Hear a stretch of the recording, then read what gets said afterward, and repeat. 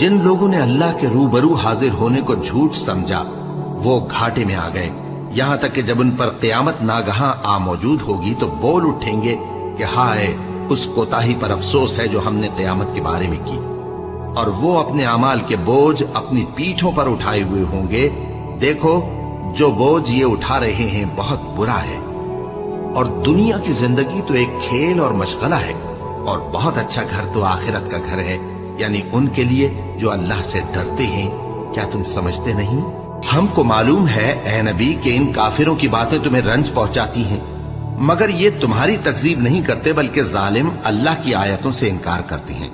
और तुमसे पहले भी पैगंबर झुटलाए जाते रहे तो वो तकजीब और ईजा पर सब्र करते रहे, यहां तक कि उनके पास हमारी मदद पहुंचती रही, और अल्लाह की बातों को कोई भी बदलने वाला नहीं। और तुमको पैगंबरों के अहवाल की खबरें पहुंच चुकी हैं, तो तुम भी सब्र से